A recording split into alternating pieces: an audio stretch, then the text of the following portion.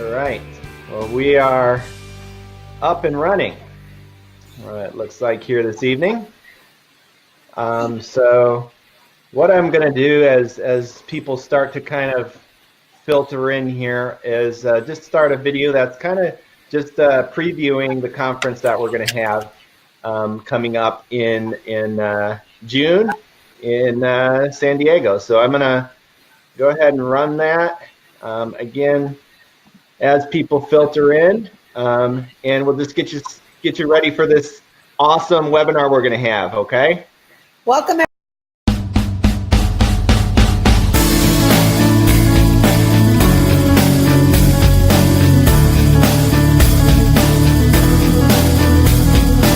You'll learn things you won't learn anywhere else.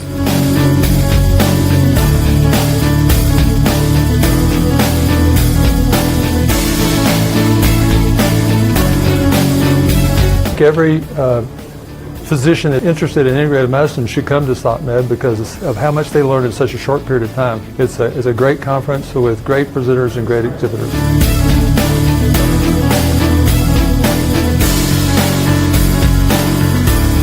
There's nothing else like it. You get absolutely more than what you paid for, and not only bring yourself, but bring your staff and bring your spouse, and enjoy what we're doing because it's awesome.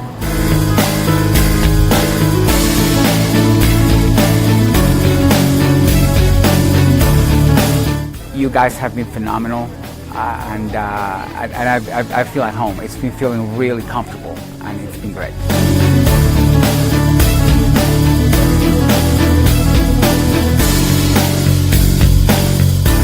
It's a small group of individuals who are really at the cutting edge, applying the latest innovative technologies to get people better. I think you'd be pleasantly surprised. This is my second year and I really enjoy it.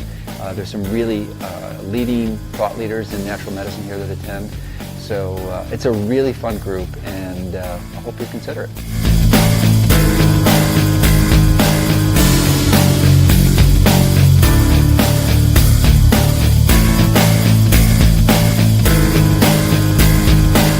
Something that I've kind of gravitated to. I think it may be because of their intent. The intent is to heal and to help as opposed to make money, and I'm totally convinced of that.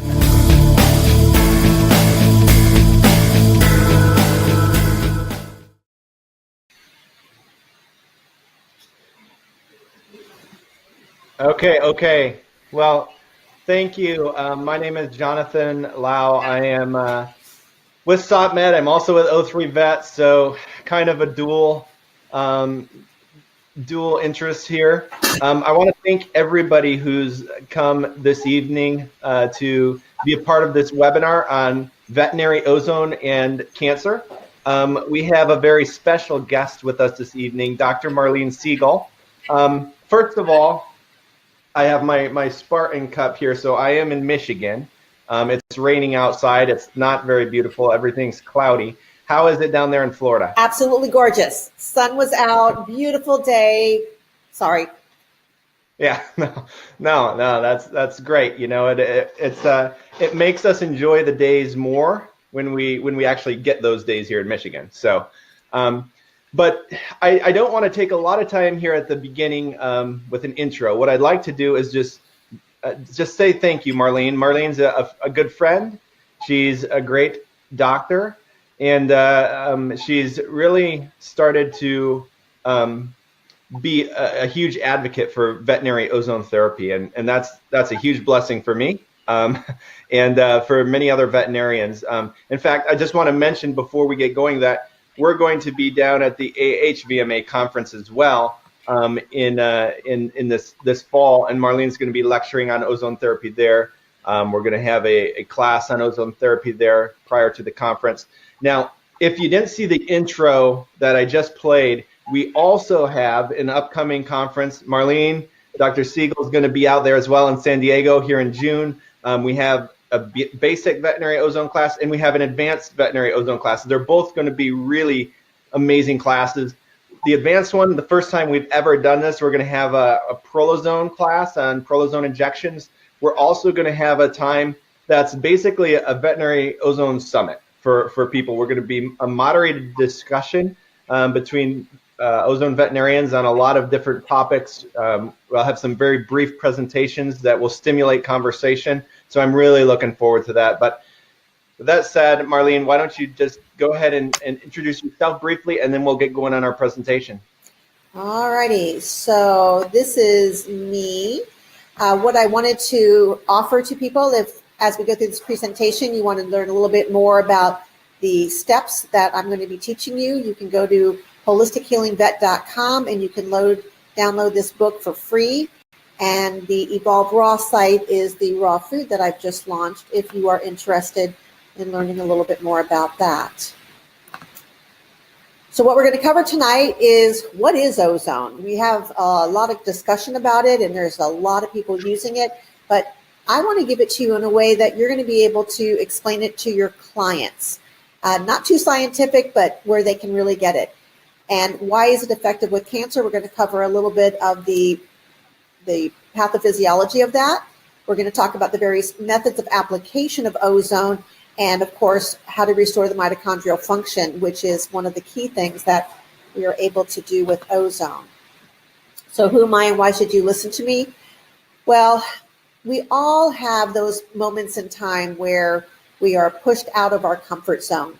And there's an expression I like to use that says that if no pressure, there's no diamonds.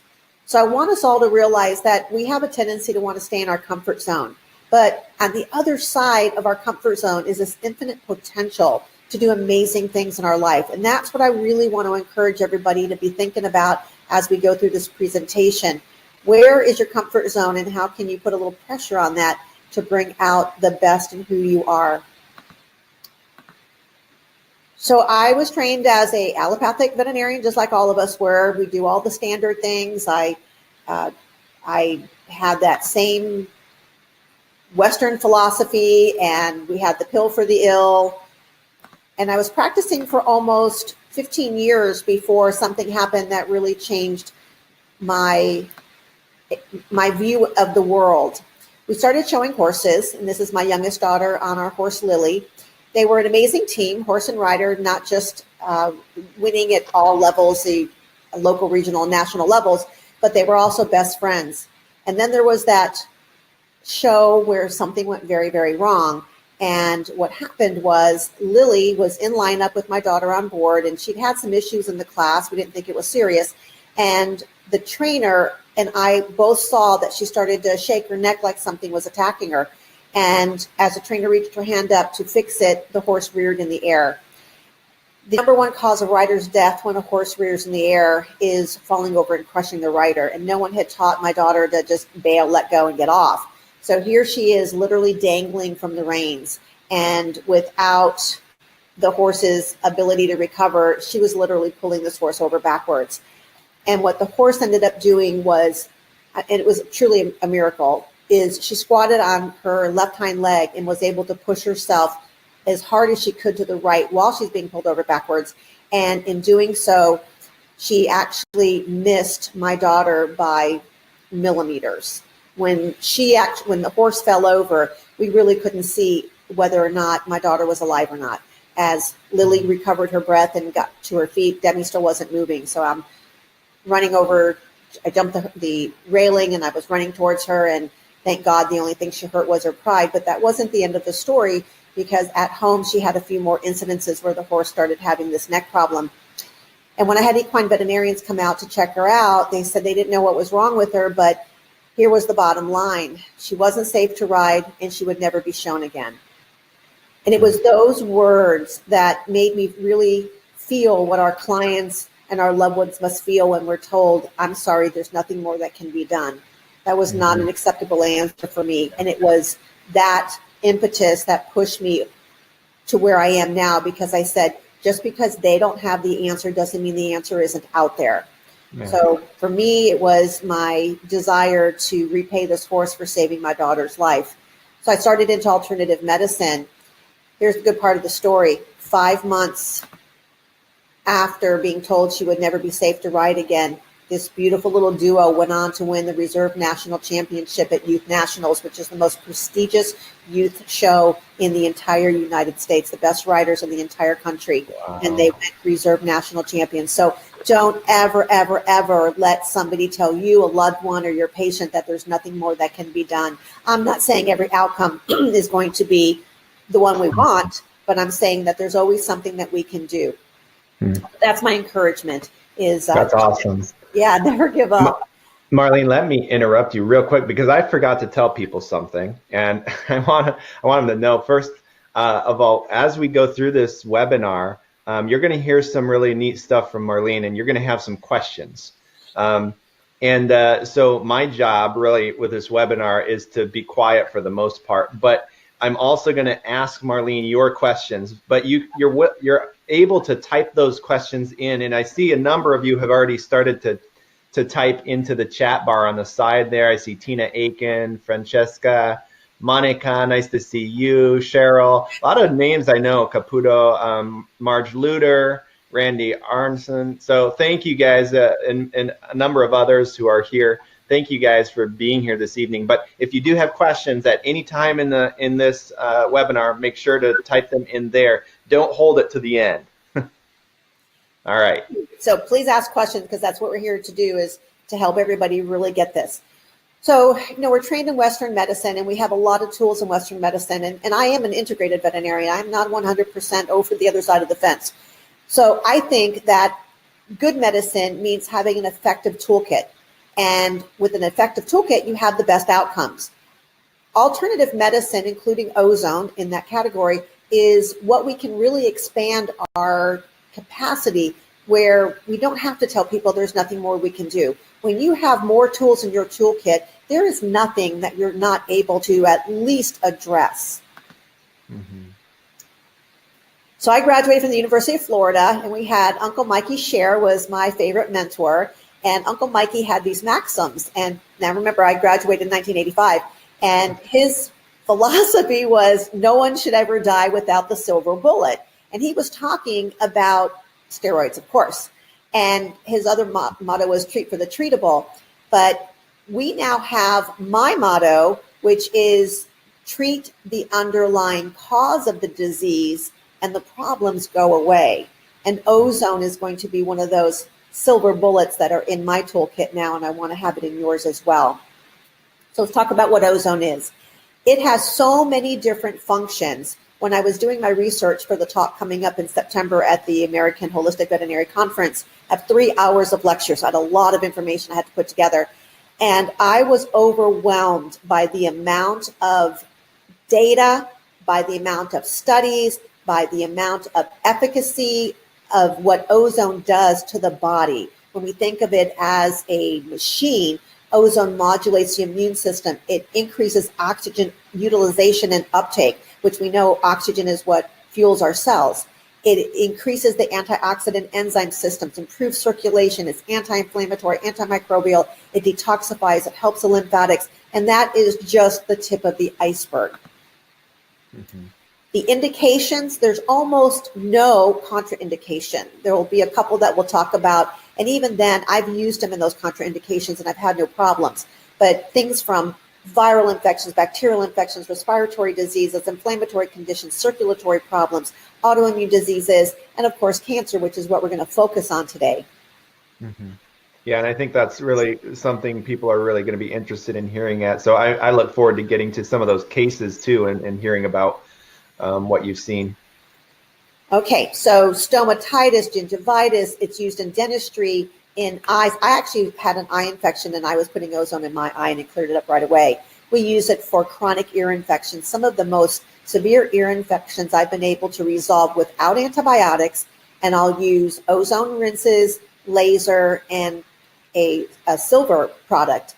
And these Pseudomonas infections, they're gone.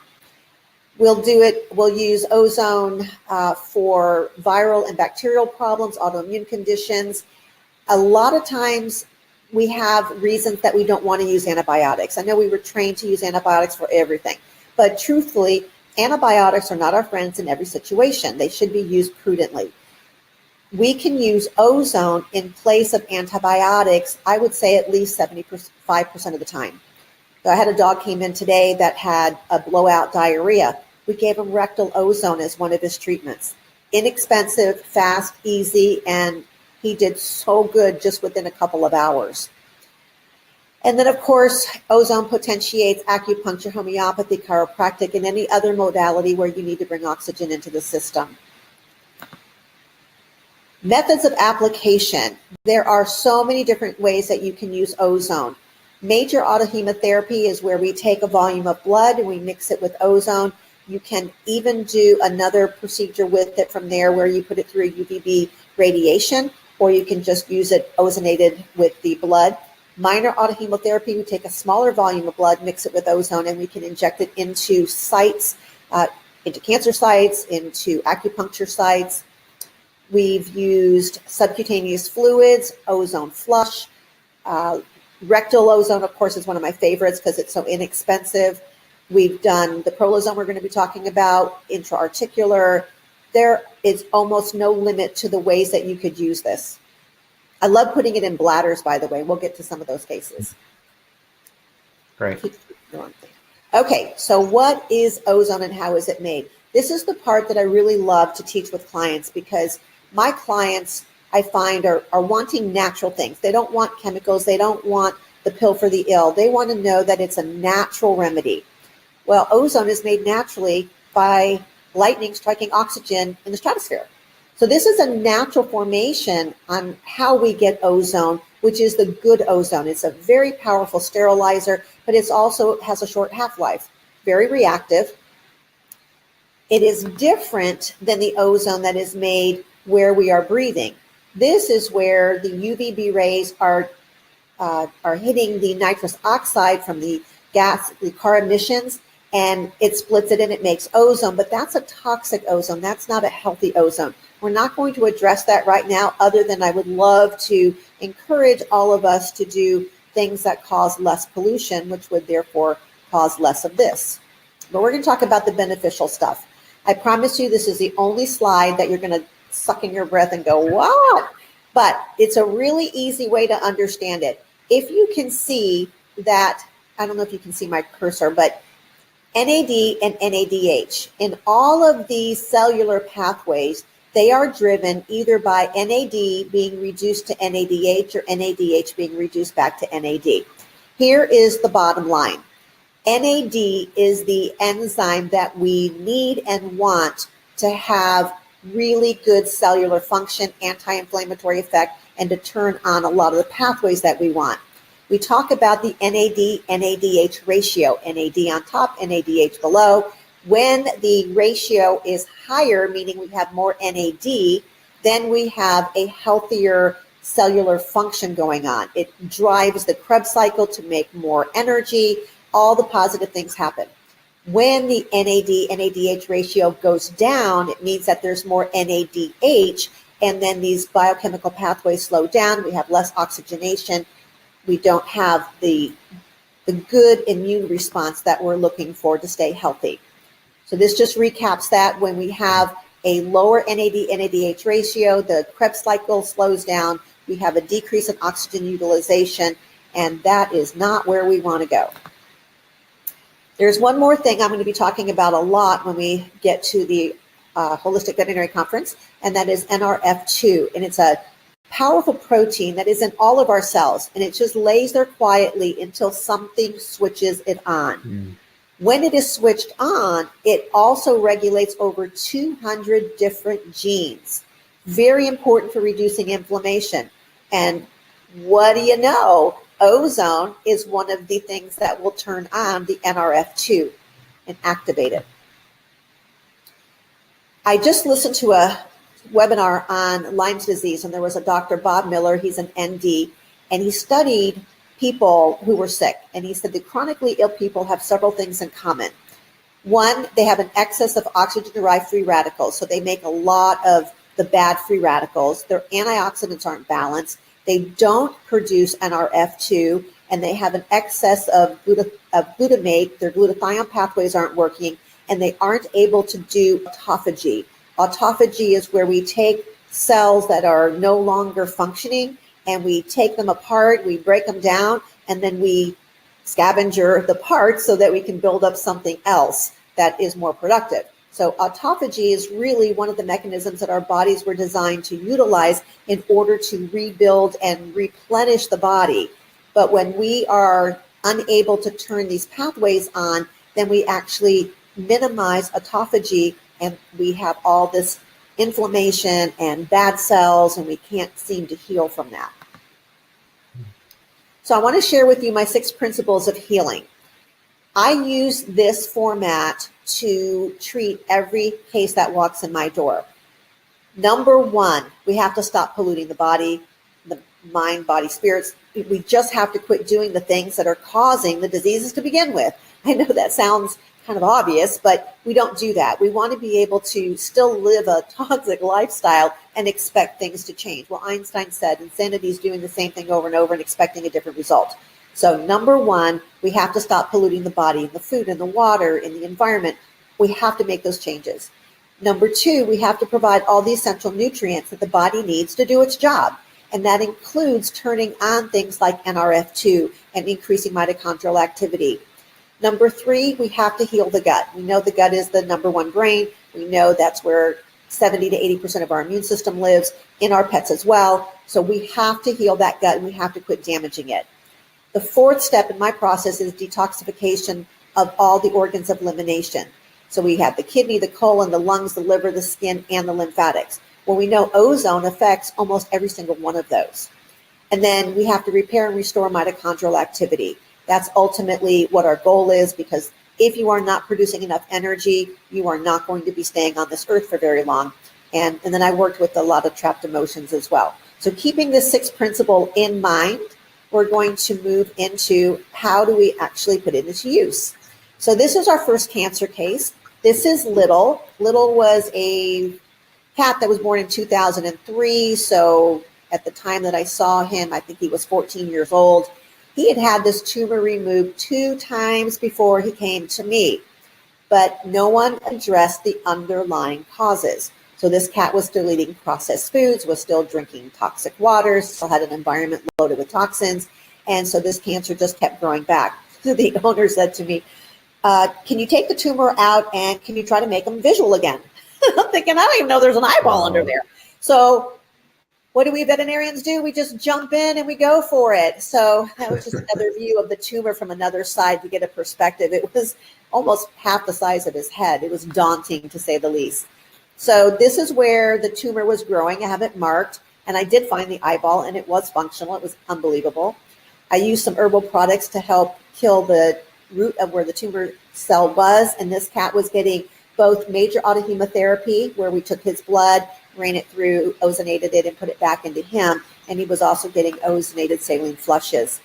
So on the left is him post-operatively. You can see how much the eye was stretched on the right-hand side, because this tumor was growing from underneath, inside the lids as well. So it really pushed it out. And I'm thinking to myself, I don't know how that thing is ever going to shrink back down. But it did. And there he is 5 months later without any cancer regrowth. Of course, we did all of the other 6 steps to help this cat fight the inflammation and the disease process. So that was a happy outcome. This is a mast cell tumor. I know all of us are seeing a ton of mast cell tumors these days. So we had these lesions. They were ulcerated in some big black things. We did histopath, and it was quite ugly underneath. And this is him 5 weeks later, total resolution. He was getting ozone and a variety of other things. And of course, we go back to the 6 principles. We stopped polluting his body. We healed his gut. We got him on a species-appropriate diet, and he did fantastic. Marlene, do you remember what, by chance, what methods you were using for ozone administration? He was getting major autohemotherapy, and we were doing it once a week. Were you doing it with UBI or no? With yes. Ultraviolet? Yes. Okay. All of our patients get UVBI. Okay. So I wouldn't discourage somebody if they didn't have it, because I have a friend of mine who doesn't have it, but she still does major autohemotherapy, and very successfully. But boy, it just gives you that extra kick. It's wonderful. Yeah. Okay. So this is an interesting family because both of these dogs are owned by this family. And on the left is Emma, and Emma had a mast cell tumor, which we're going to see that one carried through. But on the right is Bobby, and Bobby was born with a hepatic shunt. Both of these dogs receive ozone therapy, and we're going to see how well they are doing. So this is Emma post-operatively. We used an herbal product to go into the wound to kill some of the cancer tissue after we removed the tumor. And it did a really good job. It removed all the cancer tissue. And that was my Mother's Day present when the owner called and said, "Are we supposed to see the bone?" So we brought Emma in and we started doing wound therapy on her, ozone flushes on a regular basis. I think we saw her every day. She was getting pulse electromagnetic frequencies and collagen. And this was healing that occurred literally in days. I think her total healing time was under 5 weeks. And here she is fully healed and has had no cancer regrowth. And now we're out a couple of years already. Nothing has come back. This is Ratchet. This is one of my favorite cases because Ratchet was a 7-year-old male neutered bully who was diagnosed at a referral center with splenic lymphoma. And his presentation to his referring veterinarian was that he had broken a tooth and they couldn't get the bleeding to stop. So they sent him to a referral center. They did his x-rays and ultrasound, and they found that his spleen was quite enlarged. It had all these modelly looking areas in it. And they did a needle aspirate and came back with splenic lymphoma. The owners were not willing to go to the standard route of chemotherapy, and so they wanted something different. They came up to me. This was what his live blood looked like, and we're not going to play the video of it, but just know that all of his blood looked like sludge, and it just moved like sludge.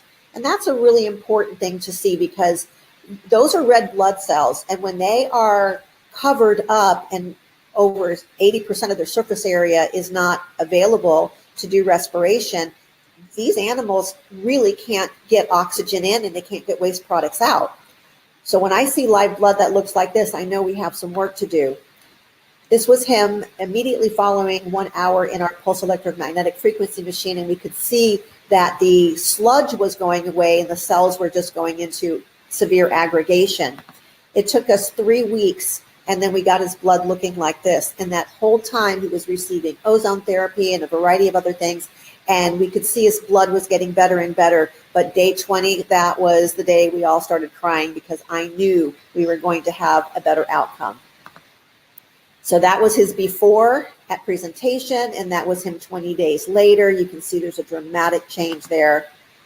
And here he was, his daddy, he has his own Instagram channel, by the way. And so Ratchet was posing while his daddy posted on Facebook. We were going to do his ultrasound. We were 10 weeks from presentation. And when we did his ultrasound, my daughter, who does the ultrasounds for me, we're looking at that, and I'm not seeing anything abnormal. We sent it to a board-certified radiologist, and it came back saying that it was a normal spleen, and the radiologist assumed that the previous diagnosis was a mistake because splenic lymphoma would not go away without chemotherapy. And then when I showed him the original ultrasounds, he said, "Yeah, it definitely looks like splenic lymphoma. What did you do, chemo?" And when I told him about our therapies, which of course ozone was the foundation of that, his only comment was, "Wow." And there's Ratchet the day that we got his ultrasound report back, and his parents are young, and they were dedicated and absolutely committed to this dog being 100% cancer free. And we are now more than 7 months out. He's rounding almost a year now. And we did a repeat ultrasound, and he still doesn't have any cancer. He's doing great. Wow, that's awesome. Yeah. So this is an osteosarc. This is Tucker, and Tucker was referred to us by another veterinarian who had done his x-ray, and there was swelling. He was non-weight bearing on this leg, and he was painful. That was in September. Just a few weeks later, his follow-up radiograph showed a big lytic area. So we knew we had some work to do here, and he was receiving IV ozone, major autohemotherapy, IV therapies, IV photobiomodulation, of course, diet change, and the whole 9 yards. So this was interesting because the owners of this dog, they rescue dogs. So they have a lot of dogs. and they switched everybody's diet to a raw diet, and they committed to making sure that their animals stayed healthy. So, Go ahead. real quick question here. Or do you want? Well, let me ask it because somebody asked it in the side there. How often are you doing your ozone treatments on these cases? Yeah, if we do IV ozone, we're usually doing it once a week or twice a week intravenous, and that would be the major autohemotherapy, and that's dependent on our owner's ability to come in and what their timeframes are. If they are able to come in more frequently, we'll use rectal ozone in between, or I'll inject the lesion with ozone. It depends on the case, but major autohemotherapy, I don't do more than twice a week. Okay. And that includes, so we have a term that I use for what you do, I think, is O3 UV, because it includes the ultraviolet portion, right? Yes. Okay. Yeah. We do a lot of photobiomodulation. It's a huge tool. And of course, doing it with our ozone as the blood's going through that is really remarkable, has a lot of benefits. So here's Tucker on January 18th. We sent the films in, and the radiologist said, either it was a less aggressive form of osteosarc, haven't seen a lot of those in my practice, or your therapies are working. And I just smiled and said, thank you, I'll take the therapies are working. And he, oh, by the way, he was weight-bearing and playful and happy and doing fantastic literally 3 weeks into therapy. So, yeah, pretty remarkable. That's an osteosarc, and here he is. He continues to heal. April 5th, we just took x-rays about a month ago, and he is continuing to do fantastic. There's Tucker. So I have another question here coming up. So this comes from Dorinda Cobbs, and she says, are there certain methods of administration that are more effective than others? So in your opinion, or from what you've seen, I guess, anecdotally there, or even in the studies, if you have any of that, does it depend on what you're treating, or do you know, what have you noticed? I think it does depend on what you're treating, but without a doubt, major autohemotherapy is going to be the gold standard. When you're looking to really systemically affect the body, being able to take a volume of blood proportionate to the animal's weight, ozonate it, and then do the UVBI, which is where you run it through another irradiation method, and then you put that back into the animal. We notice that the animals are more vibrant, they are more active, they feel better, they eat right away if they had bad appetites. And one of the things I found in my research for humans was that when you do IV ozone, they have a feeling of euphoria. So I think that is happening in our pets as well, because you can actually see that they feel better. Ratchet, the dog that had the splenic lymphoma, was in earlier this week because he started getting hives. So his original history was interesting because he had a chronic history of skin problems. So this dog had an inflammation in his history all the time. He had been on the Apoquil, he'd been on the Cytopoint, he'd been on the steroids for years. And then ultimately, you know, end-stage inflammation is your cancer. So he came in with hives, and he had not had any problems with any of his allergies while he was getting his therapies with me, because we were eliminating the inflammation. So we gave him a whole round of ozone again, you know, IV ozone. And I did IV ozone and I did lymphatic therapy. And literally within an hour, all his hives were gone and his skin cleared up, the redness was gone, and he didn't itch one time when he was in the office. And he's been fine for the past 5 days as well. Awesome. There's a couple other questions here before you move on. So you've said IV ozone. I think, again, when you say IV ozone, you're probably referring to major auto with I am. There is a technique where you can give ozone intravenously straight. I have not done that. Yep. So I apologize. I will just refer to it as major autohemotherapy. And that's where we're taking a volume of blood, ozonating it, and putting it back in the pet. Okay. So the question was, do you inject gas or saline? And I think that probably clears up the question. I'm not sure, but I think that's probably where they were going with that. Yeah. And I'm not going to talk about doing straight IV ozone as a gas, but there are people that are starting to do that. I just haven't done it, so I'm not going to address it. But things like I've done ozone gas into the bladder. So we'll catheterize an animal with the UTI, and we'll empty the urine, we'll put ozone into the bladder, roll it around for a little bit, and we find that one treatment, no more than two, no antibiotics necessary, and they clear up. So another question we're getting, to clarify, do you put gas or saline straight into the tumor, I guess, was where Francesca was going with that question. Okay, with the tumors, well, we do it a couple different ways. I just had a tumor that I injected gas straight in. I injected poly-MVA, I did glutathione, I did curcumin into the tumor, and then behind it, I did straight ozone gas into the tumor. And then if I want to do the minor autohemotherapy, I'll take and I'll mix the ozone in with a small volume of blood, and then I'll inject that straight into the tumor as well. Great.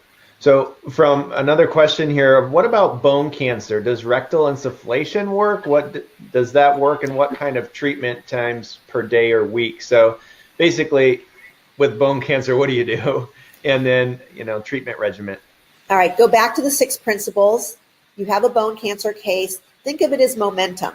When you're going up a hill, it takes a lot of energy to get up the hill. Once you get to the top of the hill, you're teetering.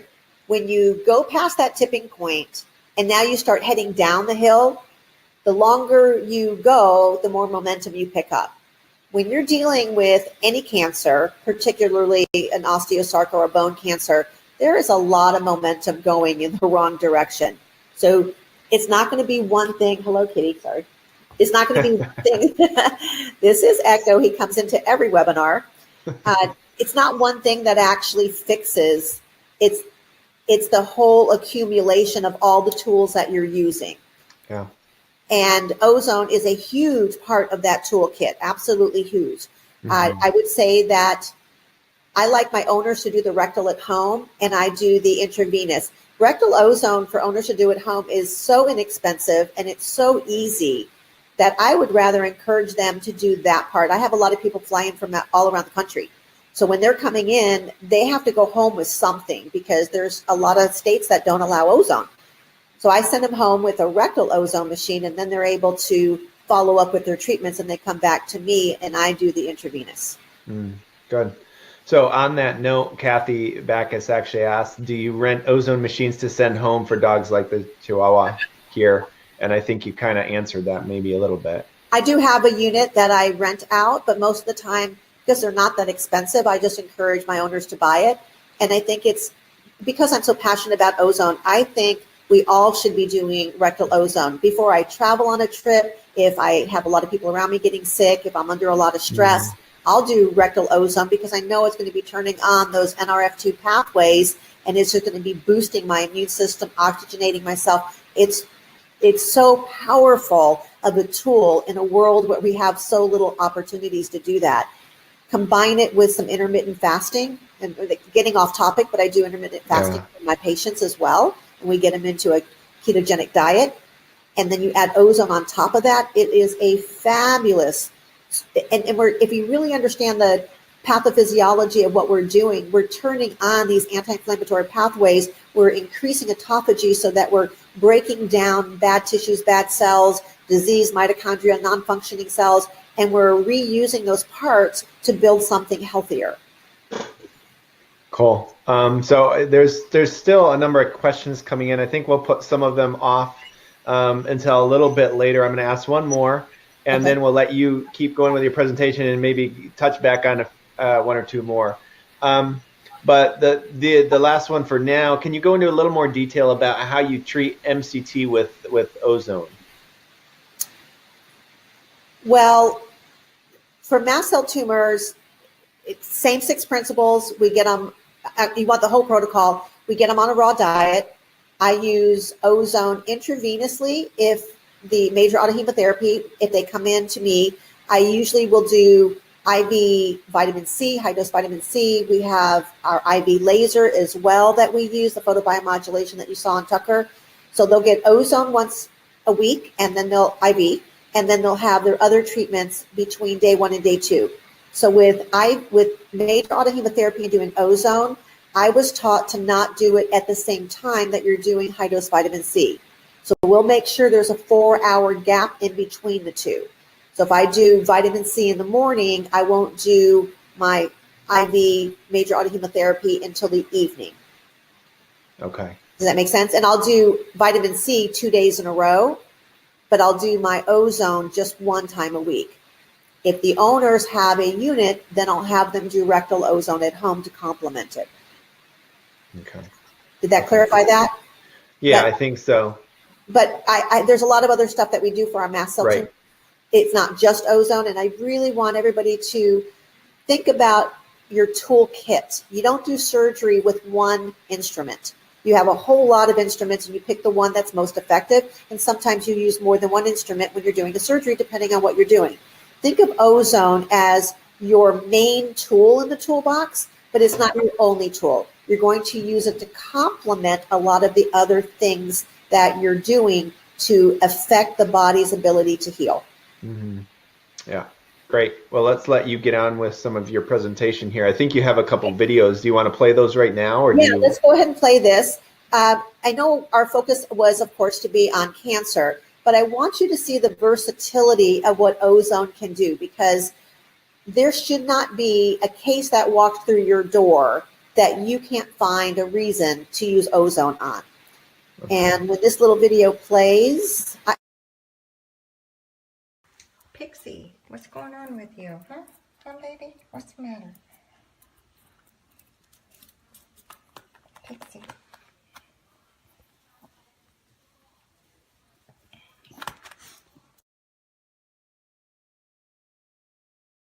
Sometimes she would have full-blown seizures, but other times she would just do that. And so we got to play the third one. We're queuing it up, guys. Yeah, it takes me, I'm not quite as fast.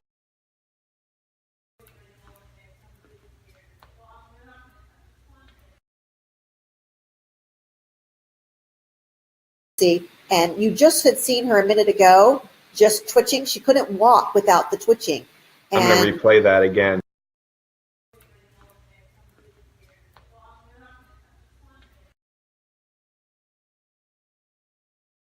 That was fine. You get the gist of it. And that's all I wanted to do, is really be able to show you that the healing can happen ridiculously fast. And you're putting my presentation back up, right? Here we go. Okay, so that was Pixie. Pixie, who was told to be euthanized by a referral center, lived another 1.5 years, almost 2 years, with fabulous quality of life. And she came in and got her rectal ozones about every 3 to 4 weeks, and adjustments and some pulse electromagnetic frequencies. And that was just her day 1, day 2. She just did fantastic. This is one I'd really like you to play.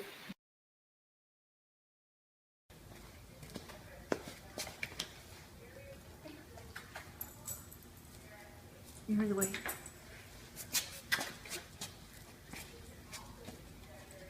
Good girl. Good girl. Going along and healing, but we're going to show you her in 3 weeks, and this was no steroid. Hey, okay. Yeah, that's it. You give your opinion. It's a bug. Yeah. Are you talking? Are you talking, Daddy? Look how good you run. Oh, you're gonna like going out in the backyard now, huh? If there's any questions that people have while we're switching in between videos, so we utilize our time the best. Yeah, it's just that I'd probably be the one that'll slow that down. Okay, so we're not what brand of rectal ozone machine do you recommend? A couple people asked. And then maybe I'll plug my ears for this.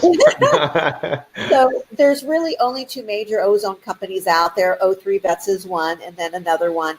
And O3 Vets, and I'm not saying this because Jonathan and I have become very good friends. I'm really saying this because the integrity and the effort that this company has, O3 Vets, has put towards the veterinary community in education. It takes a lot to put these seminars on and to educate veterinarians and all the things that they do to help us be good at what we do.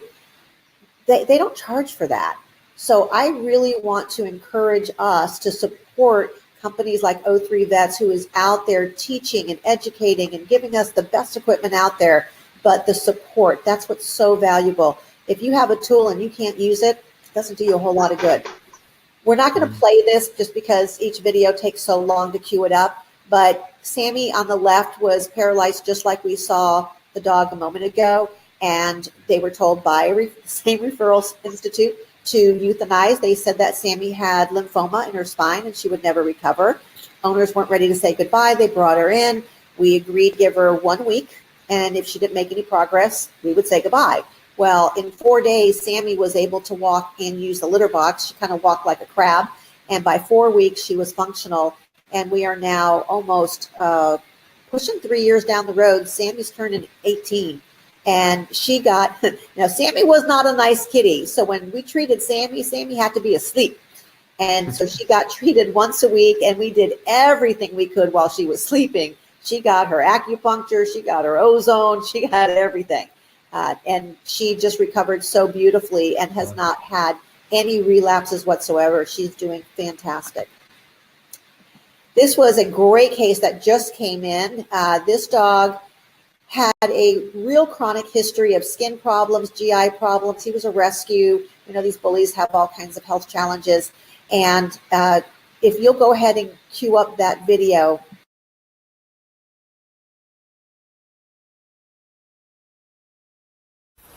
Go ahead. Okay, go ahead.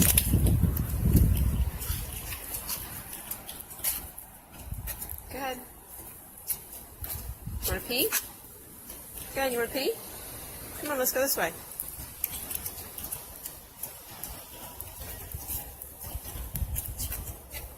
Keep going. All right, we'll go this way.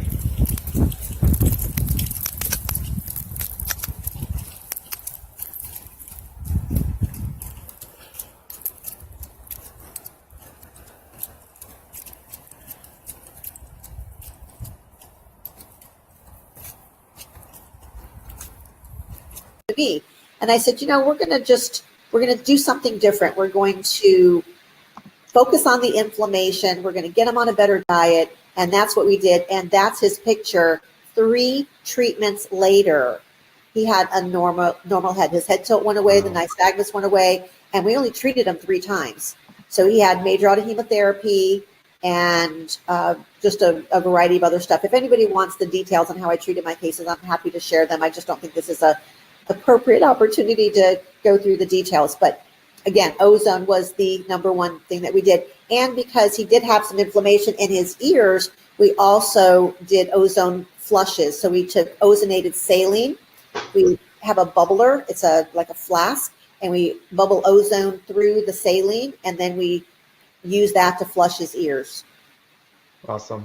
So he did fantastic. And no relapses either. That was the video we just looked at. And the owner noticed this. She goes, you know, his skin was all red and inflamed and crusty when we started. 3 treatments later, she was amazed that his skin looked that good. She'd never seen his skin look that good. This, even on prednisone and Cycloin and all these things that he was getting, Apoquel, he never looked that good. And that was 3 treatments. And all it was, it sounds easy, we just reduced the inflammation. Huh. All right. This was Max. Max came in with the complaint that the owner's son, the owner was out of town and the son was taking care of the dog. And he noticed that Max had this really bad smell on his body. And he was trying to treat it with topical stuff and it just wasn't getting better. So he brings Max in and we got to see this really ugly skin. As we started to wash him, his skin literally peeled off. And then in a couple of days, it started to crack. And I will tell you, this was one of the worst smelling things I've ever had the displeasure to have to experience. This is way worse than maggots. And so his whole back was just rotting off. We did biopsies and cultures, and it turned out that Max was left out in the sun in Florida as a black dog without any shade for about 8 hours, and Max endured a severe sunburn. So if you could play the video on the right. Okay, I everybody. will, but I'm not going to personally watch it.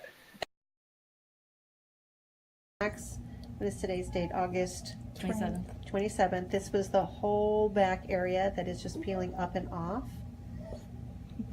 There you go. Actually, doesn't look too bad.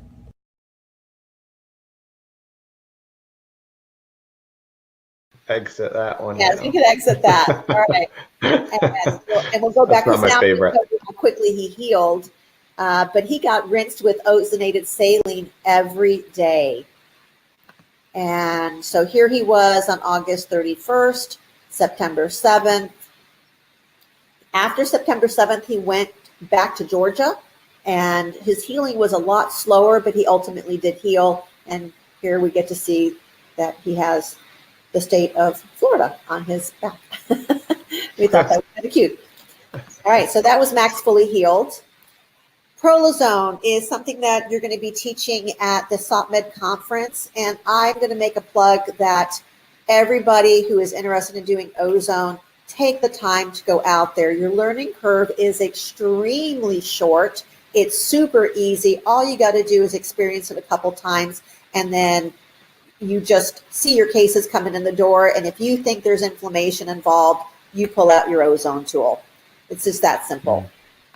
So Prolozone is where we mix a variety of, let me see if I can go back. We mix a variety of products together. I use homeopathics and vitamins and some lidocaine and ozone as well. I also do PRP, which is where we're taking plasma-rich platelets and we put them in as well. But here, this is the case that we did where this Great Dane was unable to stand up on his hind legs. And it's not like a little Chihuahua that you can pick him up and carry him around. You know, he's a big dog. So it was either euthanasia or we get him walking.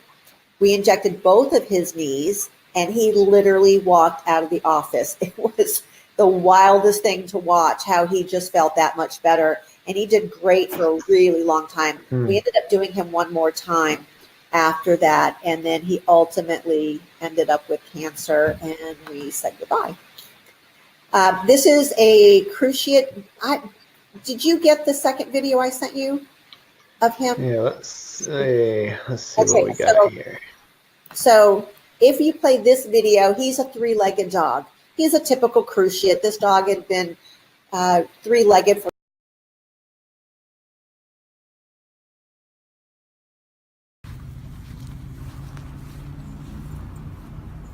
Just keep him walking. Come on. Come on. Come on. Come on.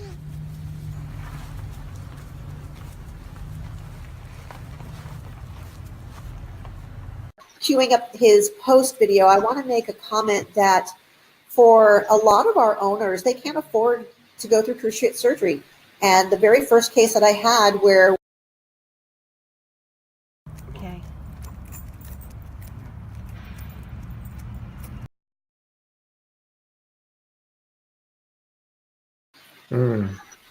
All right, I think we could see that he was walking soundly.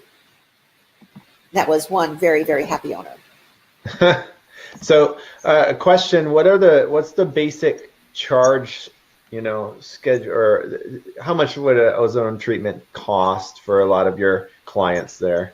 Fantastic question. So when we do rectal ozone, we charge $35.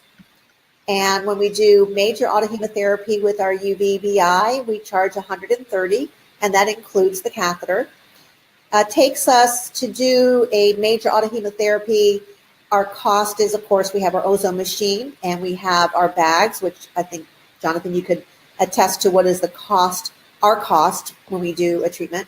And then the time-wise, it's about 20 to 30 minutes max. Depends on a smaller animal. There's less volume of blood to pump through the UVBI because we take the blood, we ozonate it, and then we put it through the UVBI, which is done through a pump. So, like your regular IV pump. So the more blood that you have, the longer it takes to go through. But it does take 20 to 30 minutes. It's all technician time. So let me qualify that as well. This is non-doctor time. The doctor simply makes a diagnosis, tells her technician what they want to do, and the technicians do all the work. Make sense? And then for the rectal ozone, we typically use a catheter. Sometimes we'll use a Tomcat catheter if it's a small animal, or we have the ozone resistant catheters that we can use as well. And we literally put the ozone from the machine, you put it into a syringe. Now you're dealing with the gas. And then you put the catheter in the rectum, you attach the syringe to the catheter, you inject the gas, you take the catheter out. We like to hold the tail down so that they don't pass the gas out right away.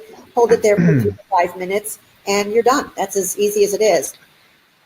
So we're getting close to our time to end here. Now we have a question about the prolozone injections. Do you do it into acupuncture points or into the joint itself? Was the question from For the March. prolozone, it goes right in the joint. Now we do have ultrasound, so we're able to ultrasound the knee before and after. But the knees are super easy to do. We're going to show you how to do them at the conference. If you know your anatomy, you're really feeling the patellar ligaments, and you're just flexing the joint, and you're taking a 22 gauge needle, you're going right into the joint, then you inject your fluid, follow that by your ozone. I like to massage it afterwards. And this is another case that we did immediately post-op. We won't take the time to load the video because it's hard to do, but he is 100% walking, and he was also 3-legged before the prolozone injection. Just to show you a different case, this was a renal failure case. This is a dog that in all other situations would have died within a couple of months. This dog lived over a year just having his alternative therapies. And for that owner, it was worth her coming in every day to have the therapies done on him, to have him around longer. We sometimes, as veterinarians, we pass our own judgment and we think, wow, are they going to spend all that money and they're only going to live another week, 2 weeks, 6 months, or whatever that time frame is. And we're not honoring the fact that these are not just pets anymore. These are soul pets. At least the ones I'm seeing are. These animals are extremely special, and to have a little extra time with them is really important for these owners. I think we've all lost somebody that is very special to us, and would we all not give anything to have one more day with that person? And we have to think about it that way. We're giving these people time with their pets, and not just time. We're giving them quality of life time, which is priceless. This was a kitty. This was a great case. This is our upper respiratory tract cats. This is a feral cat, which we see all the time. And he had the snotty nose and the pretty eyes. And we did ozonated saline in his eyes. We did rectal ozone on him because the owners didn't want to spend a lot of money. And he went into the salt booth. And on the right is him 3 days later. We never used any antibiotics. We didn't have to use antivirals because we were using ozone. And he did great. No relapses, by the way, and it's been well over a year. This is another terrific case of ozone therapy. This dog at Christmas time bit through an electrical cord of Christmas lights. And when the owner had no idea that the dog did it, all they saw was there was a bowel movement on the floor and the dog was drooling profusely. So I open this dog's mouth and I see this burn that's going over 75% across the tongue, and it's pretty far back. If that dog had lost his tongue, he wouldn't have been able to eat or drink. So we immediately started doing ozone. I sent her, ozone is not stable for a long period of time, but I sent her home with a quart, and every couple of minutes she was just flushing his mouth with ozone, with saline, with another product called Lumipet, and then we lasered this, and he came back in the next day. We did rectal ozone on him as well to really push his immune system. That was him on presentation. He was eating in 24 hours. He was fully healed in 1 week. And we saved the tongue. So you can see his post week, and the burn did not go all the way through. It actually stopped, and we were able to save his tongue, and we would never know that there was a problem there. This is one of my finer cases. This is Dazzle. You got to play this video. It's just... This is another one I don't love, but I'm going to play it for you. So now we're doing the blue light with the laser as our antibacterial. So we're not going to use any antibiotics. We'll do this for 2 minutes.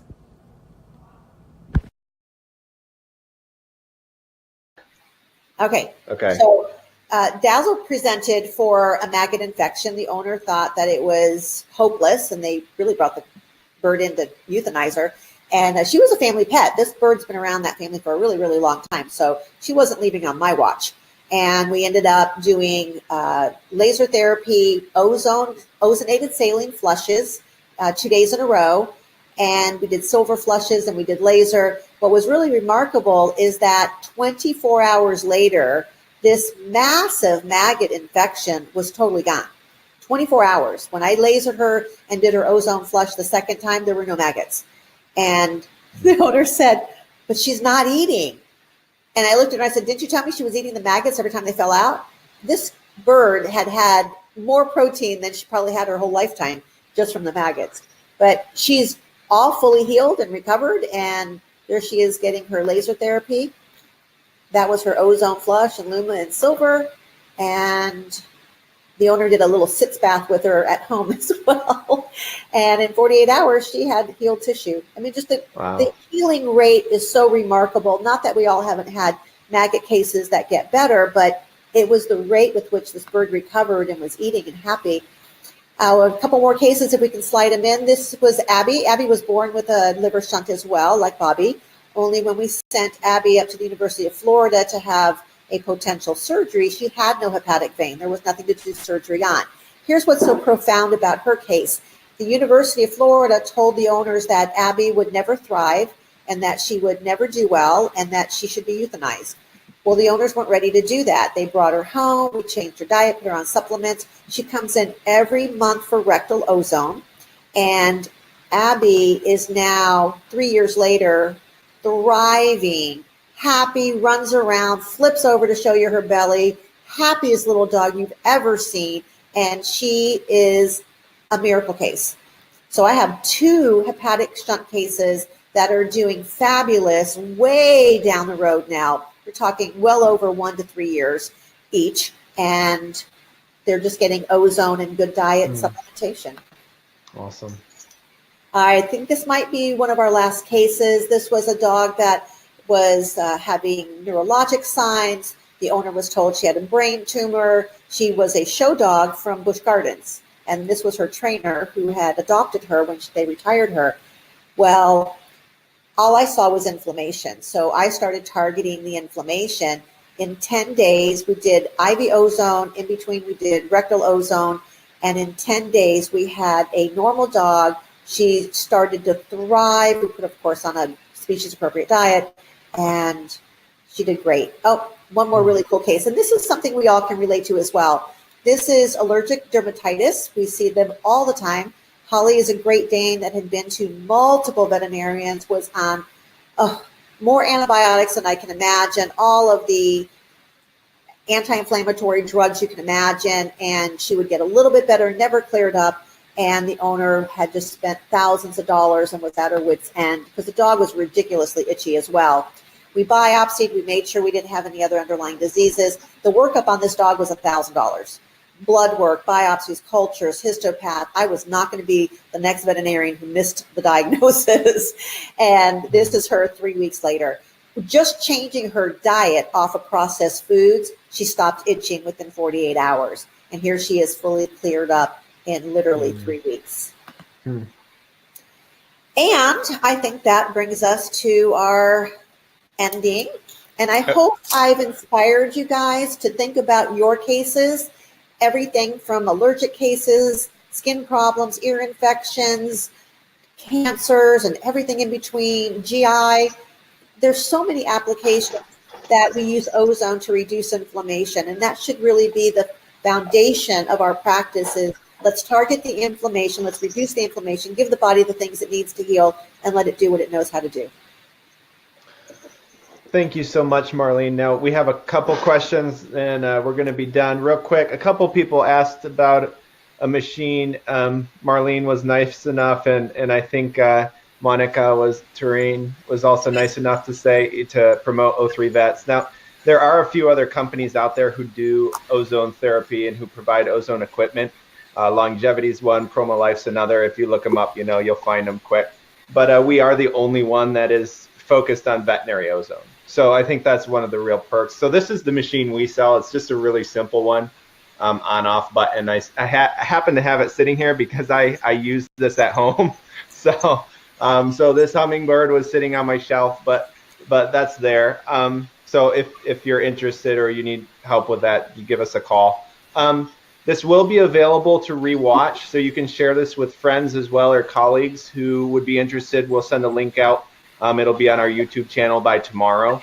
There was a couple questions, though, for you, Marlene. If you have to go, totally understand that. But so the first one is, what is the salt booth? So somebody was interested in finding out what that is. We have it literally looks like a telephone booth, and it comes with a halo generator, and it literally grinds the salt and aerosolizes it. So you sit inside the telephone booth chamber and you get salt therapy. So it's what we use for detoxification of the lungs, and it's also what we use when we have skin problems. So it's, as the salt comes down, it just falls on the skin and it acts as an antibacterial.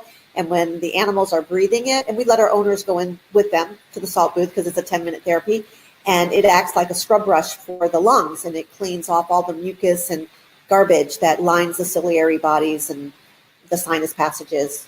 Great for tumors and the sinuses. It's really, really good for that, and lung tumors as well.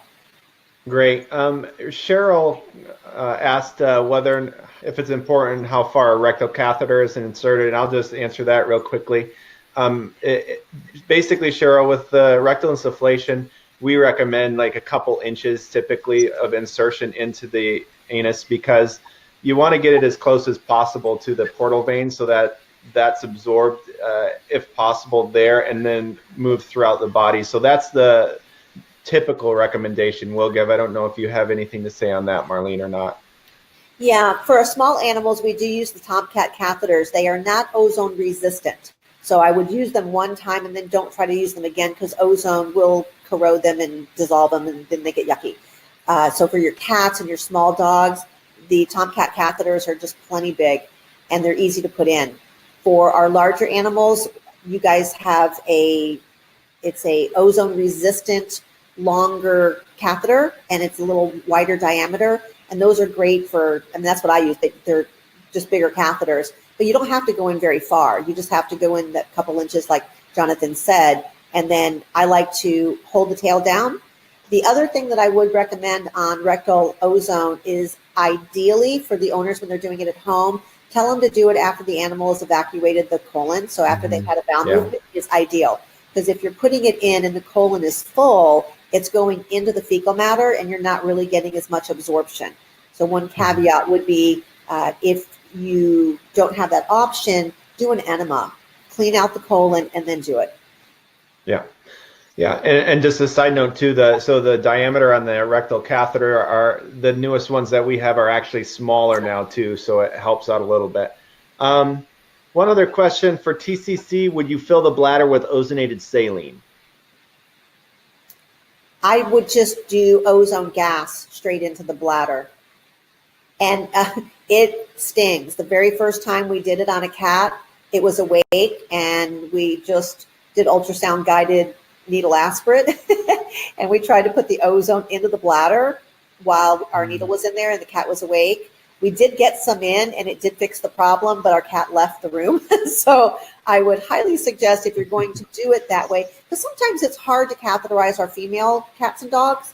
So just in those cases, you can go transabdominal, like you're doing a cystocentesis, and evacuate as much of the urine as comfortable, and then you put the ozone in. I like to leave it in 10 to 15 minutes. But if you can put a urinary catheter in, then that's your ideal. Put the catheter in, empty the bladder, put your ozone in, leave it in 10 to 15 minutes, and you don't have to take it out, but I do try to take it out. Great. Lori left a really nice comment for you. Marlene, we can read that off air. It's kind of long. Shari asked, have you done ozone to treat hemangiosarcomas? Yes. Same principles are involved. If it's a cutaneous hemangiosarc, then you have to treat systemically. If it's in the spleen, use your judgment if you're going to take the spleen out. I think you have to still use good integrated medicine when you're dealing with whichever cancer you're dealing with. But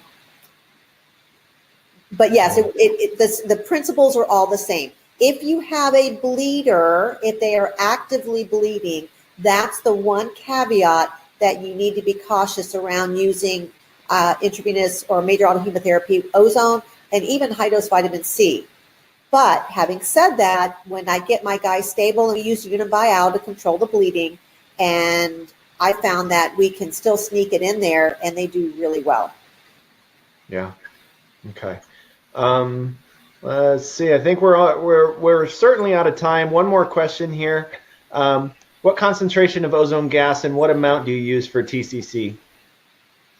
35 micrograms is our standard, and if it's a cat, we'll typically do about 15 to 20 cc's. You can feel the bladder and see how much you're expanding it. You don't want to pop it, but I think we have a chart also that has how much that you would put in based on the weight of the animal for rectal and for the bladder. So you're just trying to get enough gas in there to expand it, take the folds out, and let that gas interact with the whole surface area.